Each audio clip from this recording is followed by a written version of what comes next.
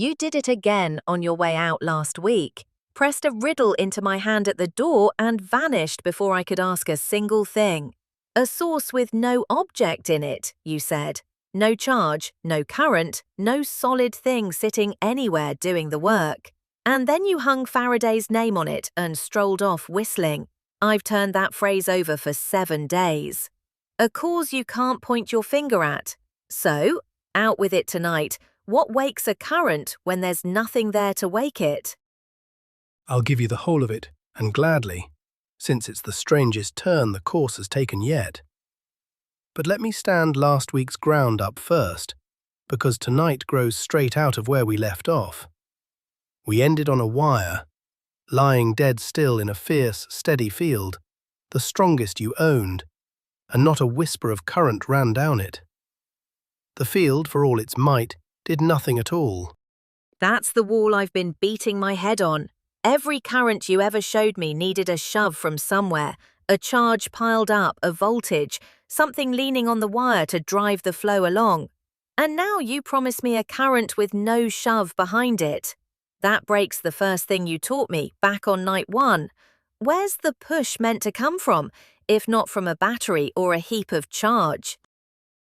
There is a push. It comes from a quarter. You have never once looked at, and finding it is tonight's work. So let me set a bench you can watch with your own eyes. Take a coil of wire, the very tube of loops we wound last week, and join its 2 ends into a closed ring. No battery in it anywhere, a dead hoop of copper. Then hang a needle on it that swings when a current runs, so any flow at all will show itself. All right, I know your method well enough by now to say the obvious before you make me. That hoop is sitting there dead. No cell, no current, a ring of copper minding its own business, and nothing in the picture with the least business moving a needle. Grant me that much of a starting line at least. Dead as a stone. And hold on to that little clause, as long as nothing moves, because it is about to earn its keep. Now fetch a plain bar magnet and bring it near the coil. Hold it there, dead still, a finger's breadth from the wire, its field pouring, straight through the ring.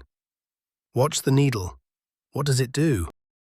Nothing, just as you drilled into me last week, a field pouring clean through a resting wire, and the wire feels not a scrap of it. The needle doesn't so much as tremble.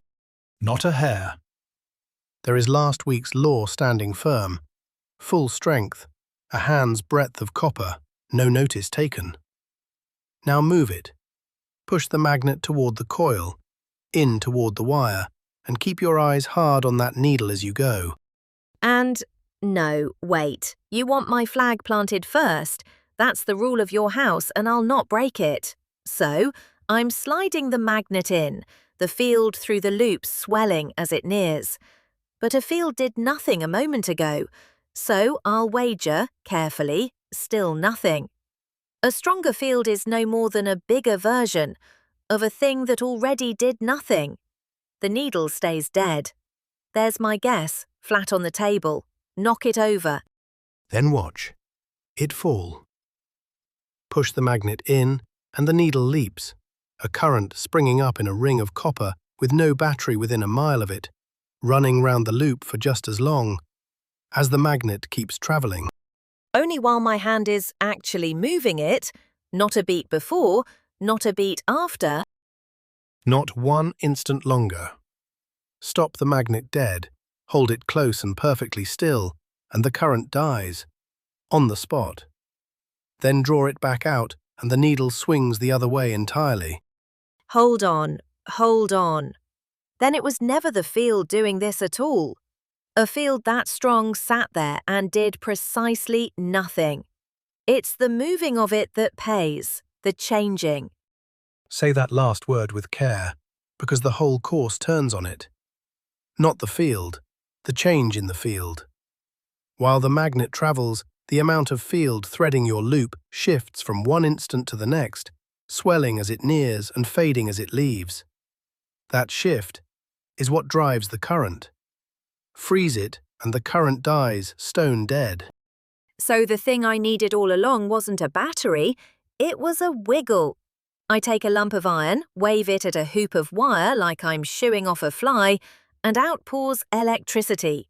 No cell, no chemicals, no wire run to any wall, a magnet and my own arm, and the needle dances a jig. That is not how I thought electricity got made. I thought you needed a source. It turns out you need a fidget. And it's quietly running half your civilization. That small restlessness, though we'll come to that in its time. Sit in the strangeness of it first. Every source you have met on any night was a thing. A charge, a current, some object squatting in a spot, doing the work.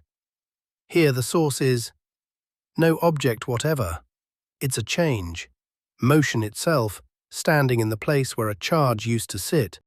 And there's the parcel you refused to let me open last week. A source with no object in it, you said, and then denied me its name. Well, the wrapping's off at last. The source is change itself. And there's no putting it back now. A cause you cannot weigh in your hand, cannot pin to a spot, cannot point a finger at. That is the thing that unsettles people about it. Not the magnet then, the magnet's but the tool in my hand. The source is the plain fact that something's altering. A queer sort of cause, a verb, where every cause before it was a noun. Hold that close. It's truer than you yet know, and it will ring again before we're through. Faraday was the man who caught it, patient as a heron, over a stream, sliding magnets past coils and coils past magnets until the pattern gave itself up. Let me hand you that pattern the way he wrung it from the bench. Start here. What decides how big a current you get? Then let me guess, since you've left me the opening, a still magnet gives nothing, a moving one gives a current, so I'd say the faster I move it, the bigger the current. A lazy wave gives a trickle, a hard fast shove gives a real jolt. Is that the shape of it? The quicker the change, the bigger the push it raises? You needn't guess it. The bench shows it plain. Slide the magnet in slowly and the needle barely leans. Ram it in fast and it kicks hard. Same magnet, same stretch of travel, but the quick shove crowds all that change into a blink, and the faster the field changes, the bigger the push. Rushed pays big, dawdled pays small. That's your first dial. Then the rate is everything, and the sheer size of the change is nothing, which feels backwards, but I'll take it. So a feeble magnet flicked hard could outpunch a mighty one crept in slowly. It could, and cleanly, crush a small change into 1/100th of a second, and it outpunches a great change smeared across a slow hour. The speed alone sets the price. The strength of the magnet never once enters the bill. Then here's a second dial I think I can already guess, because a coil is loops upon loops. If one loop feels the change and gives some current, then 100 loops stacked together ought to each feel it, and each throw their share in. More turns? More current? And they add, those shares, one atop the next. Wind the wire into 2 loops, the same magnet moving the same way, and you draw twice the push. 100 loops, 100-fold. Each turn of the coil feels the change and drops its own coin into the pot. Ah, that's the solenoid from last week, run backwards. Last time, more turns bought me a stronger magnet made. Now more turns buy me a bigger current caught. So if I want a real jolt out of a feeble little wiggle, I don't move the magnet harder.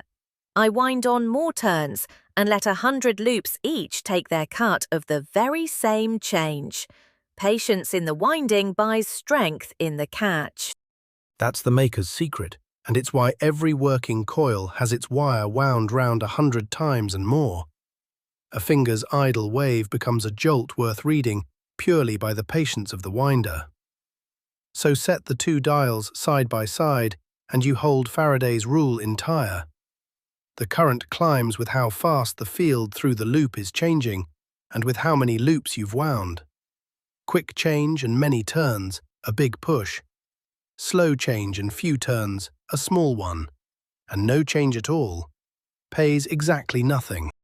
That last line is the cliff I keep walking off, so let me say it hard enough to stick. I could drop my coil into the fiercest field ever built, a field to flatten hills, and hold the two dead still together, and that needle would not stir a single hair. Its sheer strength counts for nothing, whatever. Only the changing pays. And doesn't that run dead against every instinct you own? Instinct swears the strong thing must outdo the weak one every time. Here the mighty field, sitting perfectly still, does nothing at all, while the feeble field, merely moving, does the whole of the work. That reversal is the thing to hold on to. Let me pin down what this push even is then. When a battery drives a current, we call that a voltage, the battery's shove.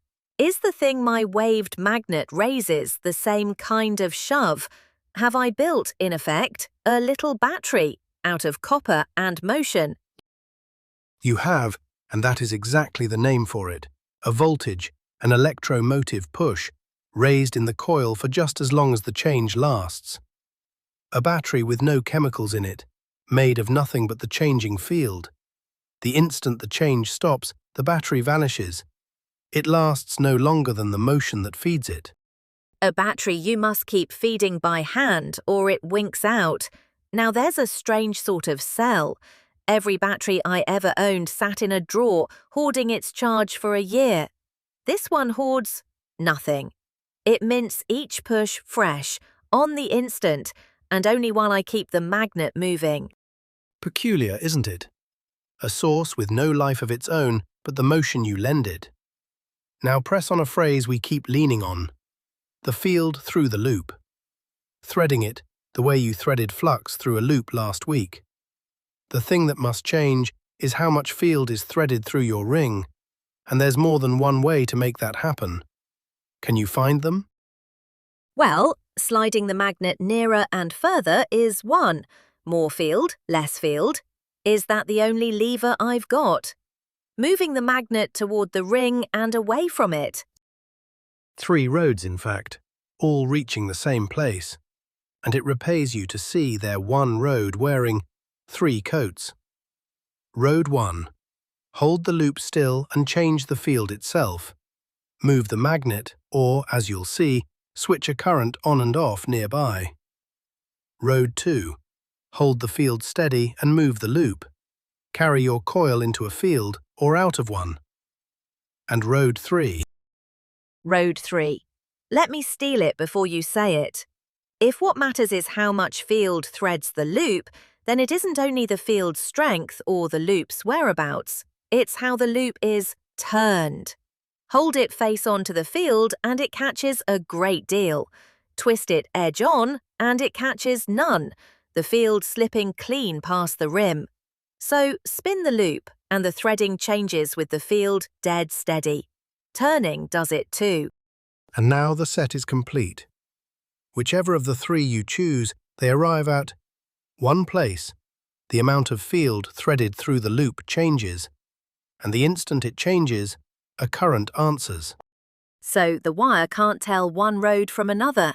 It doesn't know whether I moved the magnet, carried the coil, or rolled it in place. It knows only that the threading shifted, and it answers all 3 the same way. Fold those 3 fiddly cases down into the one idea, and you can carry it in a hand. Now here is a thing worth stopping over.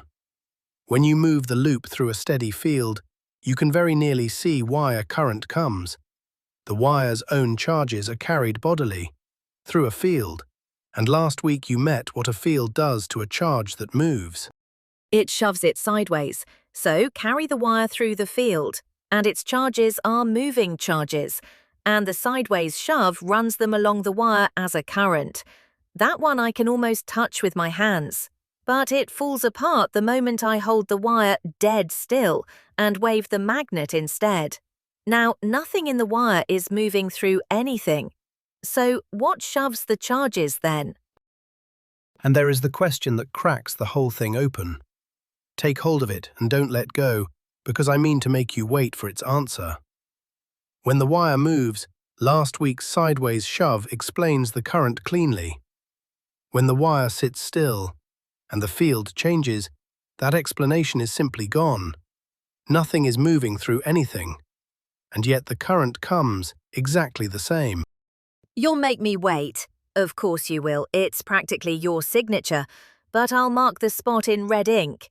Still wire, changing field, a current comes, and nothing I already own can name what's shoving the charges round the loop. That's a hole in my understanding the size of a barn door, and you've strolled straight past it whistling. I'll hold you to filling it. It will pay you back for the waiting, I promise. But let me get the rest of the machine standing first, because you still don't know which way the current runs, and that turns out to be the sharpest surprise of the whole business. You know a current comes and how big. Of its direction you've no idea yet. Not once, no. It never crossed my mind to ask.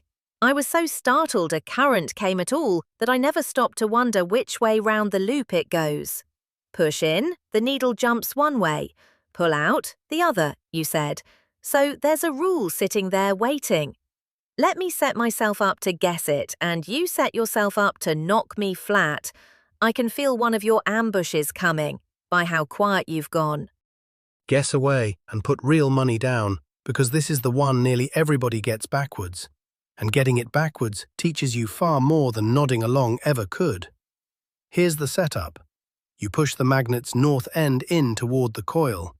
A current springs up. That current, running round the coil, makes the coil into a little magnet of its own. You proved as much last week. The question is only this: which face does your new coil magnet turn? Toward the incoming north. Let me reason it the neighbourly way. I'm shoving a north pole in at the coil. The obliging thing, the friendly thing, would be for the coil to turn a south face out to greet it. North loves south, they pull together. So the coil reaches out and helps my magnet along and draws it the last inch home. Go on. I can see the road you're travelling, and I've no intention of stopping you before the scenery gets good. Then here's where it leads. The coil pulls my magnet in, the pulling keeps the current alive, the current keeps the pulling, round and round, harder and harder, off one small nudge of my finger. I do believe I've invented a machine that runs itself. I would dearly love to tell you that you have. It would settle every energy trouble the world has ever had, and they'd carry you through the streets on their shoulders. Then here's my prediction, full and firm, before you knock it flat. South face to greet the incoming north, the coil hauling my magnet in, free electricity to the end of time from a single first nudge. It's the tidiest thing I've dreamed up all week, and I've grown fond of it. Topple it if you must, but I warn you, it'll sting, because I'd got as far as picturing myself rich. Then brace yourself, because it is upside down. Push the North Pole in, and the coil turns its own north face out. To meet it, north against north, the two shove apart, and the coil fights the magnet coming in. And it doesn't stop there. Haul the magnet back out, and the coil flips to a south face and clings, dragging at it, fighting you again. Whichever way you move, it sets itself against the move. It fights me both ways. Push in, it shoves back. Pull out, it hangs on for dear life. So it never once says, "Go on, let me help." It's dug its heels in against everything I try, like a mule that leans back from every last tug on the rope, whichever way you're hauling. Near enough the truth of it. And it galls everyone the first time. The induced current always runs the way that sets the coil against the change you're forcing on it. Push more field in, the coil labours to keep it out. Draw field away, it labours to hold it in. Never once does it help the change along. That is Lenz's law, the missing half of Faraday's, the size of the current we already had, This is its direction. So my perpetual motion fortune evaporates the moment it's born, because the coil doesn't feed my motion, it eats it. Every push I make, it shoves straight back, which means I must keep working, keep driving against its resistance, to keep the current running at all. There's no free ride anywhere in this. There it is. And now ask why it fights you, because the reason is the whole of it. Suppose the coil did go your way and help the magnet along. The smallest nudge would set it running faster, which feeds the current, which helps the magnet more, faster still. A wire whipping itself into a fury off one flick of your finger, pouring out electricity that nobody paid for. So ask the fatal question, where is that energy coming from? From nowhere at all, and that's the tell. It would be a current drawn from an empty purse, energy pouring out of a wire no one fed a scrap. So that's what the resistance is. It's the bill. The coil doesn't fight me out of temper. It fights me because I'm being charged for the electricity, and I pay it, quite literally, with the muscle of my own arm. Nothing touches anything. The magnet never lays a finger on the wire, and still I sweat for every last drop. Just so. And the world never once lets that account run. Every scrap of electrical energy that leaves the coil is paid for, on the nail, by the work your arm does driving the magnet against its pushback. You can no more draw it for free than you could draw a current out of a still field. The still field gave nothing, because nothing changed. The moving magnet gives a current, but bills you the work of the change. I'll pocket that with a rueful sort of respect, but let me make certain I've got Lentz clean, because he's slippery to hold. The induced current always flows the way that opposes whatever change made it. Field coming in, it fights to keep it out. Field leaving, it fights to hold it in, forever bracing against the very thing that gave it birth. Have I got the man right? Whole and entire. It opposes the change. Mark that word above all others. Not the field, the change. It cares not a fig whether the field is strong or weak, aimed this way or that. It cares only which way the threading is shifting and plants itself dead against the shift. Always the brake, never the motor. You keep reaching for that word, brake. Is it only a figure of speech, or does Lentz genuinely put the brakes on a moving thing out in the world where I could see it with my own eyes? Genuinely. And here is a sight that will stay with you for life. Take a length of plain copper pipe, nothing magnetic about it, hold it upright, and drop a magnet down the middle. By rights it should fall like any stone. Instead it drifts down slow, as a feather sinking through honey. That makes no sense at all. Copper isn't magnetic. It doesn't cling to a magnet, doesn't care about one. There's nothing for the magnet to catch on. Why on earth would it fall any slower than a dropped pebble? Because to every ring of that pipe the magnet passes, a falling magnet is a changing field. Each ring feels the threading swell as the magnet nears and fade as it drops past. And so each ring wakes its own little current. And by Lentz, every one of those currents fights the change that made it. Which is to say, every ring fights the fall. So the falling magnet builds the very brake that slows its own fall, each ring waking its little current, and every current Lentz digging his heels in against the drop. I could stand and watch energy conservation happen before my eyes, in slow motion. And here's the wrinkle worth savouring. The faster it falls, the fiercer the change through each ring, so the harder those currents shove back. Speed and brake strike a bargain. The moment the magnet hurries, Lentz hurries harder, until the shove back matches the pull of its weight and the two hold level. It cannot gather speed like a stone. It settles to one steady crawl, and keeps it the whole way down. So it finds a truce and holds it. never quite speeding, never quite slowing, because every hurry is answered on the instant. That's why it's the same slow feather from top to bottom. The brake isn't fixed at all. It's cut to fit the speed, moment by moment. And there's the closing question to ask. The magnet loses the falling speed it should have gained. So where did that energy go? Into those ring currents, warming the copper by a hair. Motion traded for a little heat, brokered by lens. The very same reckoning as your aching arm, only here you watch the book's balance as the thing sinks. That's the loveliest demonstration you've handed me yet. A thing falling slow for no reason the eye can find. And it's nothing but the ledger closing in plain sight. The magnet pays its fare the whole way down.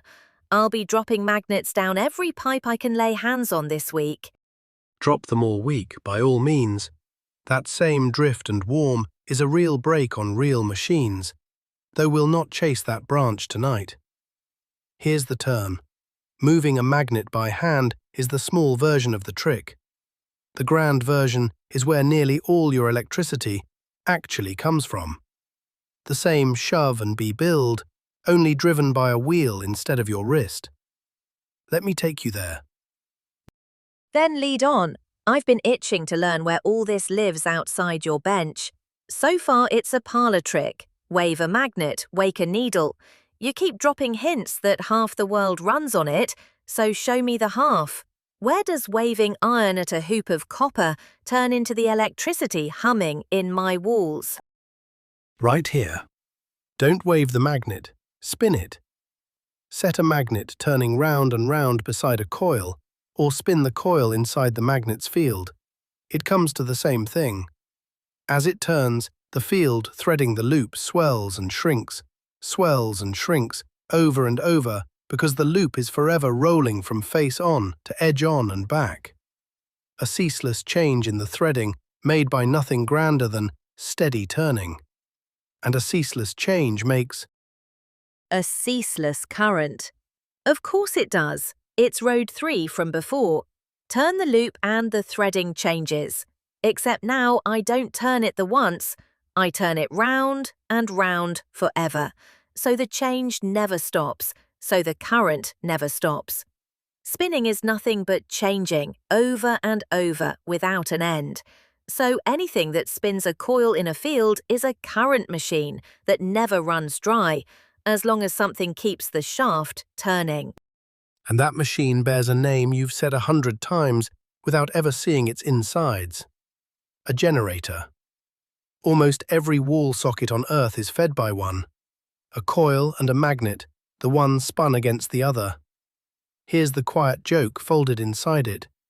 For all our cleverness, nearly every power plant ever built is, at its beating heart, no more than a scheme for spinning this coil.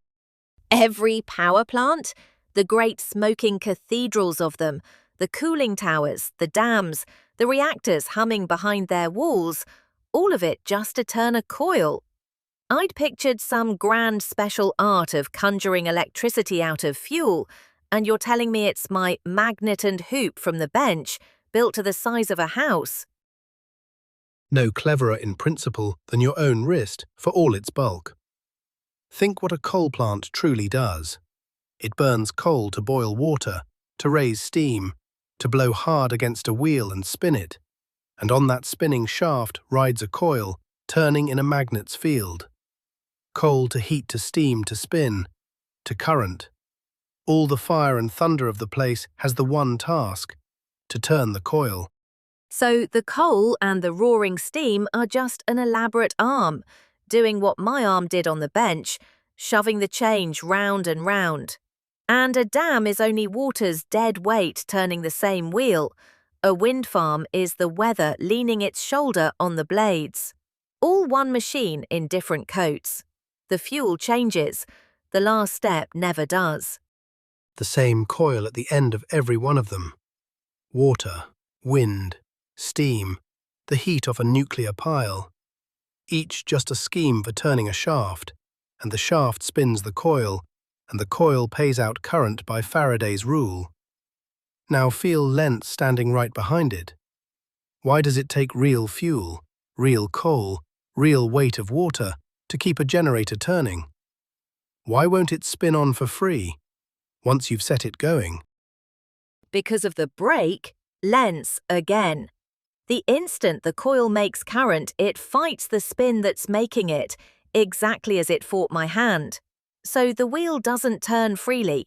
It turns against a resistance that stiffens the more current you draw off. Which means you must keep pushing, keep burning coal, keep spilling water over the wheel to overcome the coil's own pushback. The fuel pays the electricity's bill, same as my arm did. And that bill is length's own doing. Switch on the lamps all down your street, draw more current, and every coil grows harder to turn. The generator leans back against its shaft, and the plant must burn more coal to hold its speed. There runs a wire, in effect, from the lamp you flick on to the coal a stoker must shovel.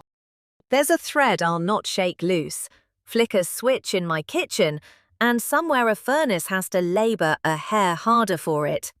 That's Lenz reaching 100 miles down the wire to tap me on the shoulder. But a bell's ringing from last week. You spun a coil then by feeding it current. That was the motor.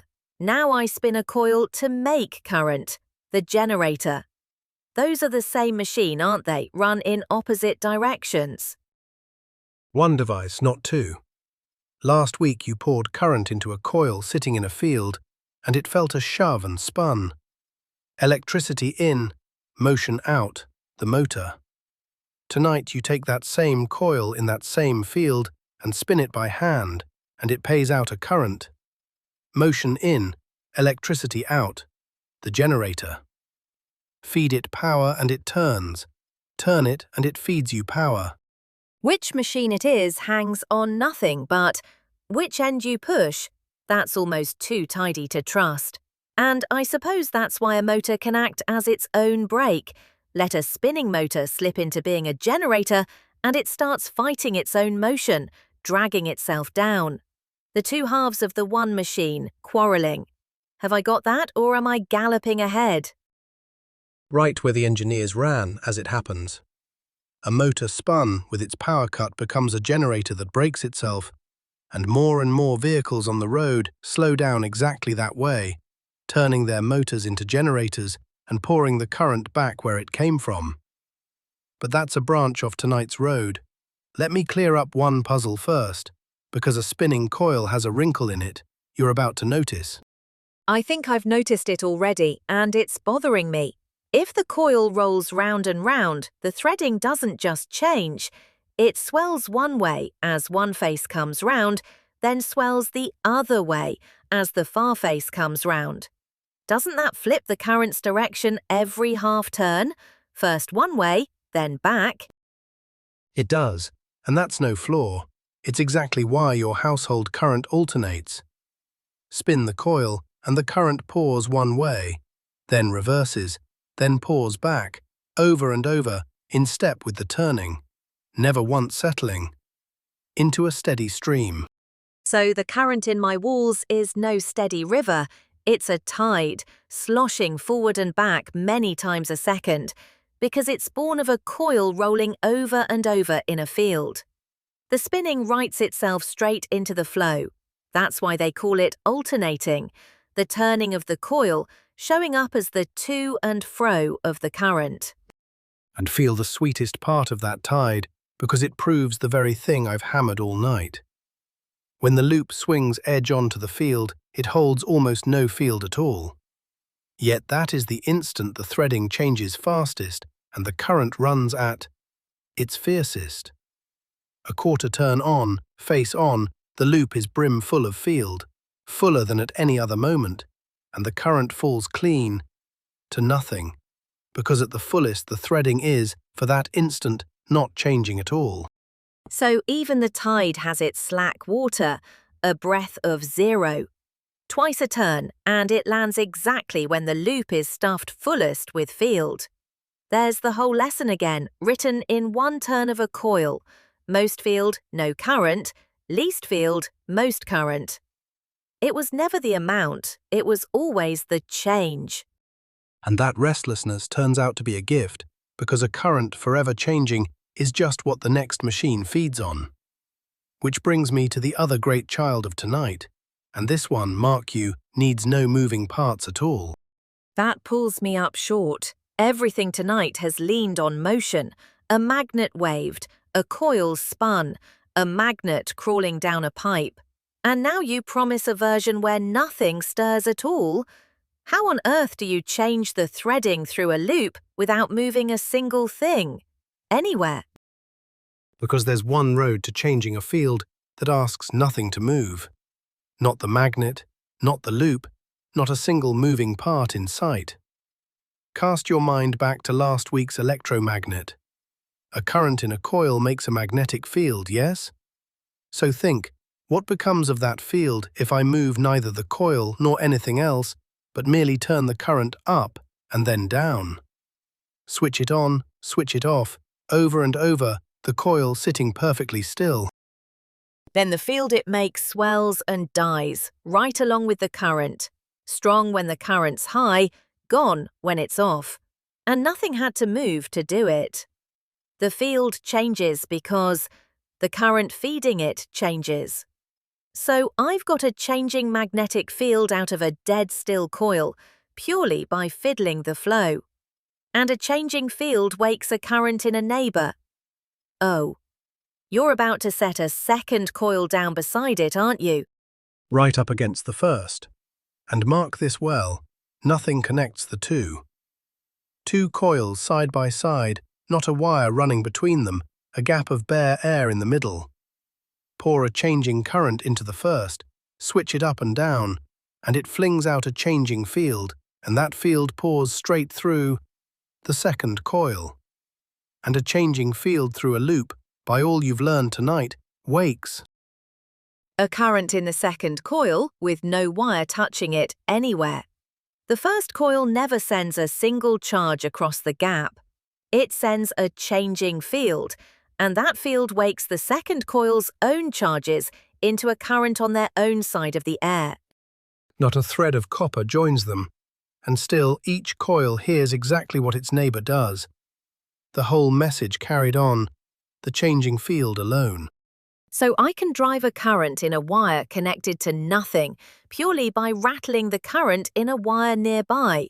Electricity leaping a gap it was never wired across, that's the nearest thing to sorcery you've shown me all night.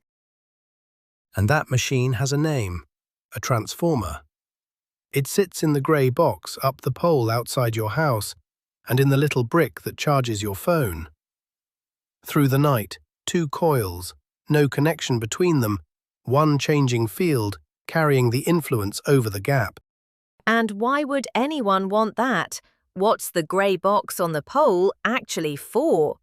If it just carries a current across a gap, why not run a plain wire and be done? Because you can wind the two coils with different numbers of turns, and that count is the very dial you found tonight. More turns on the catching coil, more push caught.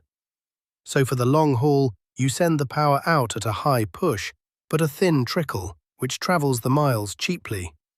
Then a second coil, wound with fewer turns, trades it back down, to a gentler push you can safely use in the house. The trade goes both ways, with no moving part, purely by the count of turns on each side. So the ratio of the windings sets the size of the trade. Give the far coil half the turns, and its push comes out the milder. Give it double, and the push comes out the fiercer. It's the same coin as the generator. More loops, more push. Only now aimed at swapping one push for another. The very same coin, and the ratio does the whole of it. But you get nothing, for nothing. Trade the push up and the trickle thins to pay for it. Trade the push down and the trickle swells. The books stay square either way, exactly as Lentz would insist. Push traded for trickle, and never a scrap made from nowhere. A gearbox for electricity then. The same power through it geared from one form to another by the turns on either side. And it only works because the current is forever changing, which is exactly why you needed that alternating tide off the generator to feed it. The two machines were built for one another. Each was waiting all along for the other. And feed a transformer a steady current instead, and it falls dead. A steady current makes a steady field, and a steady field through the second coil wakes nothing at all. Say why, in your own words. You have it. Because a steady field isn't changing, and change alone wakes a current. Steady current, steady field, nothing next door. Pour a river of unchanging current into that first coil, and the second might as well sit on the moon. It lives and dies on the change, same as everything tonight. Which is, I'm slowly seeing, the single word this night is built out of. Change, change, change. Nothing steady is worth a bent penny anywhere in it. Steady is dead, and changing is alive. And that word, change, is about to hand you the very thing I made you set aside an hour ago, in red ink. You're ready for it now. Then out with it, the barn door hole. Still wire, changing field, a current comes, and nothing I owned could name what shoves the charges round. You swore you'd fill it. So, with the wire dead still and nothing moving through anything, what in all the world is pushing my charges round that loop? An electric field. There is an electric field in that wire pushing them, the very same kind of push that drove every current across your first 3 nights. A field that seizes a charge and shoves it along. That is what runs the current, round your still wire. Nothing else could. Nothing but an electric field pushes a charge sitting in copper. Hold on, then I've met this push before, haven't I? An hour ago you let me build a little battery out of copper and motion, and you called what it raised a voltage, an electromotive push. Is this the very same thing? Was that voltage this electric field all along, running round the ring? The very same, and well caught. What you measured as a voltage an hour ago was this electric field, threading round your loop and driving the charges down it. You held the effect in your hand long before you had its name, and never once did a charge sit anywhere to make it. The push was always the field. But where did that field come from? Everything you taught me says an electric field is made by charges. Charges sit somewhere and spray it outward, and that's the one and only shop in town for the stuff. And is there a charge anywhere on this bench making it? Look hard, before you answer. None. Not one anywhere. So the single thing in the room doing anything at all is the magnetic field, changing, and you're waiting for me to accuse it. Then accuse it. You've earned the hearing of it. The changing magnetic field makes the electric field. That is the new thing under the sun. A magnetic field lying still makes no electric field whatever. But a magnetic field that changes conjures an electric field into the space around it, out of nothing but its own changing. And that electric field is what shoves your charges round the loop. No charge needed. The change is the source. Oh, that's the verb cause from the very start of tonight, come round again all grown up. A changing magnetic field makes an electric one. And look what that does to the whole map. Charges make electric fields, that was night 1. Currents make magnetic fields, that was last week. And now a changing magnetic field makes an electric field. The two of them have started making each other. They're not two separate carpets anymore, they're feeding one another back and forth. The one lays the other down and the other lays the first, turn and turn about. Stand back now and look at the symmetry standing there in the open. A charge builds an electric field. A current, charge on the move, builds a magnetic field. And a magnetic field on the change builds an electric field straight back. The two fields we first met as strangers turn out to be able to breathe each other into being. That is the fourth of your great laws, and it carries Faraday's name. Then let me push on it because something's nagging. You keep saying the changing magnet conjures this electric field into the space around it. Into the space, not merely into the wire. If I lifted the copper clean away, would the field still be standing there in the bare air, only with nothing left for it to push? It would, and that is the deep part, so hold it. The wire is only the telltale.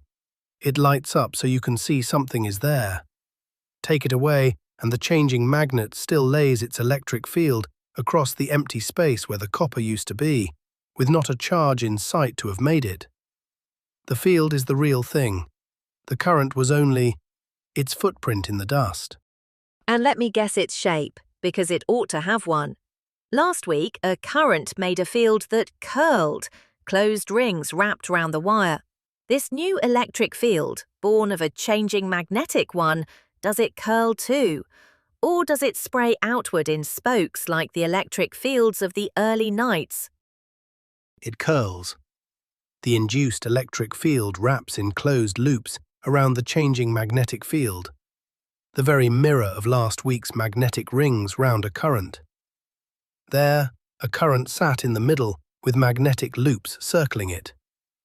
Here, a changing magnetic field sits in the middle with electric loops circling it. The same picture held up to a looking glass.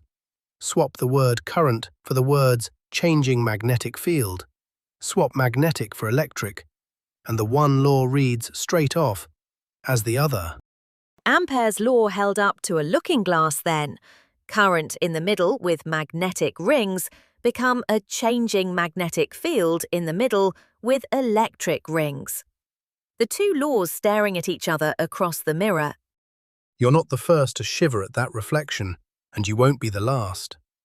That looking glass has unsettled steadier heads than yours. I shouldn't wonder. It can't be a coincidence, surely. A picture that turns into its own partner the moment you hold it to the glass. That's the seam where they're going to be sewn together, isn't it? Hold that thought. It's the seam, and we'll return to it. But first, lay the 4 laws out and be sure the set is complete since you've collected them. Like a boy with an album these many weeks. Gladly. 1. Charges make the electric field. The bag and charge law from the electric nights. 2.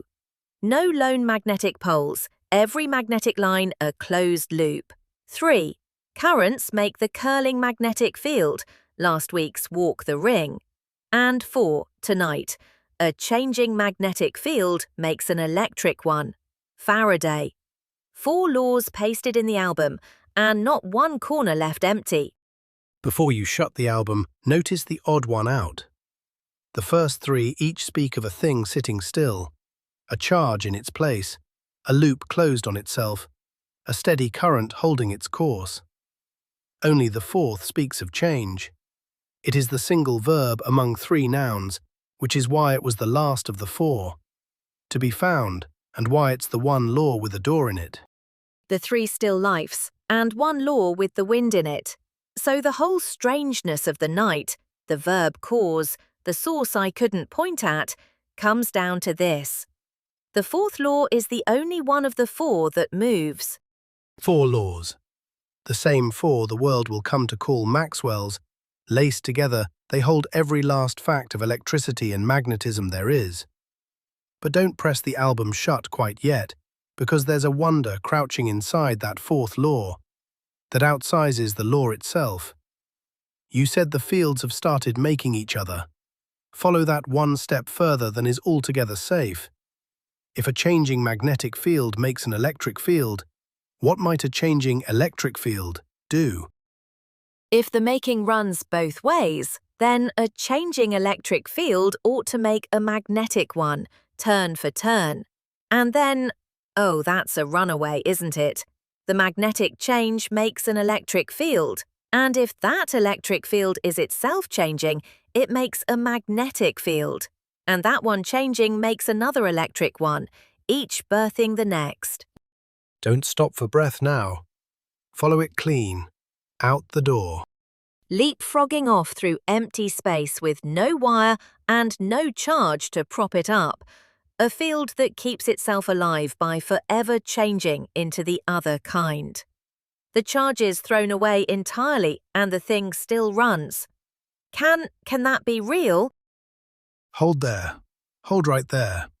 Because you've walked out to the very edge of what I'll let you see tonight. And the view over that edge is the last stretch of the whole course. A field that sustains itself, its charges long gone, each change breeding the next, sailing off through empty space on its own. Yes, that is a real thing. It bears a name you've known since you were small, and you'd never in a life guess it was hiding inside a hoop of wire and a waved magnet. But you won't say it. Naturally, you won't. Still, I can see its shadow thrown on the wall now, even with you refusing to turn it to the light. A thing made of nothing but electric and magnetic fields taking turns to make each other, needing no charges at all, running free through the empty dark. That's the biggest parcel of the lot, and the ribbon on it is practically glowing. It is, and it wants one more piece before it will stand on its own, which is next week's whole errand. Cast your mind back to the crack we found last week, the flaw in the third law, amperes, at the charging gap, the loop that gave two different answers depending on which skin you stretched across it, a current that seemed to run through empty space where no charge ever crossed. We marked the hole and walked past it. I marked that one in red as well, a law I'd watched run clean the whole night, caught telling two stories about one wire in a single breath. And you said the patch was Maxwell's, and enormous, and not for that night. So the third law's still standing there, with a floorboard missing. Is that the piece? The thing that has to drop into Ampere's hole before my self-making field will stand on its own legs? That's the piece. And here's the shape of what's coming, just enough to gnaw on all week. There is a fix for that hole, and it's the mirror twin of everything you met tonight. The man who found it was Maxwell. Set it in place, and the two stories the loop told at that charging gap stop quarreling. They collapse into a single one, and the four laws snap together into one symmetric whole, each field making the other round and round. But the fix itself is next week's, not tonight's. So the patch isn't really a patch at all. It's the last tooth in the gear, and once it's seated, the four laws mesh into a single turning thing. And I can't help guessing its shape. Tonight I got a changing magnetic field making an electric one, so the missing half ought to be its mirror, a changing electric field making a magnetic one. And with both halves in, the fields would hand off to each other forever. That's my self-making field, standing on its own, at last. Am I close? Close enough that I'll not spoil it by saying more. The how of that missing half is next week's, and I mean to make you wait for it. But the destination I'll give you, because you've all but reached it yourself. When the four become one, the one turns out to be light. Ordinary light, the stuff pouring from the lamp over your head, the stuff that left the sun, a few minutes before it warmed your face. Two fields taking turns to make each other, sailing through empty space at the one speed they're allowed. But that is next week, entire. Light. You've said it now, and I can't unhear it. Light, of all the things in creation, waiting at the bottom of a magnet and a hoop of wire. I'll be up half the week turning that over. But you're right that I can't finish it because I've only the one half of the gear, the changing magnet half, and the other's still yours to give till next time. So I'll keep my hands off it and take stock instead, the way I always do before the door. So take it and welcome. You reached most of it before I could hand it over. Give me the shape of the night, and then the last word is yours, as it always is at the door. Then here's what I carry out into the dark. I came in dead sure you needed a battery to make a current, and you handed me a magnet, my own arm, and a hoop of dead copper. and out poured electricity from nothing but the waving of it. Not the field, the change in the field.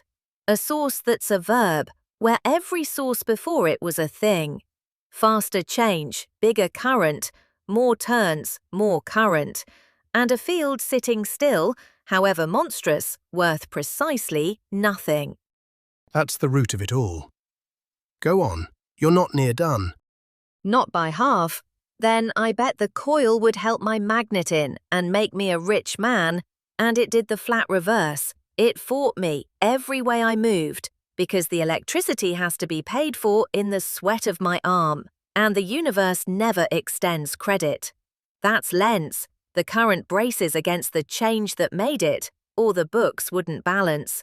And I watched those books balance with my own eyes, in a magnet crawling down a copper pipe. That pipe will haunt you, I think. And out in the great machines? The machines fell out of it, like fruit off a shaken tree. Spin a coil in a field and the change never stops, so the current never stops. A generator, which is nearly every power plant on Earth in a different coat, and last week's motor run backwards besides, and the reason my wall's current runs as a tide instead of a river. And rattle a current in one coil and its changing field wakes a current in another clear across a gap of bare air. A transformer, electricity leaping where no wire runs. Both of them, the one word, harnessed. And the last thing, the thing crouched under all of it? The last thing is the one I'll not sleep for. A changing magnetic field makes an electric one. The two fields have started making each other out of nothing but change, and the electric field it makes curls round in rings, the mirror of last week's. And if that runs both ways, as you've all but sworn, the pair could leapfrog off through empty space with no charge to hold them up, forever breeding one another, and that self-made thing, you tell me, turns out to be light. Charges made the fields once, now the fields have learned to make themselves.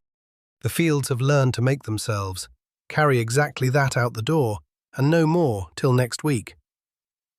One tooth is still missing from the gear, Ampere's old hole and the fix that drops into it. Set that last piece, and the four laws become one, and out of the one rolls the light we've been circling since the first night. That's the whole of next time. Come back with your hands still off it, and we'll lift the last piece into place together. I'll keep my hands off it, I promise, though I'll make no promises about the shaking. So there's my night, start to finish. I walked in needing a battery, and I'm walking out having made electricity with a wave of the hand. Watched a wire fight me tooth and nail for its wages. Seen a magnet sink slow through a pipe that shouldn't care.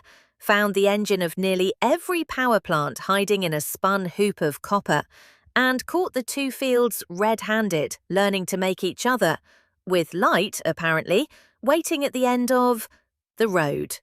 Not a bad evening's haul for one that opened on a still wire doing nothing at all. See you next week, bring the missing tooth, and we'll go and make the light.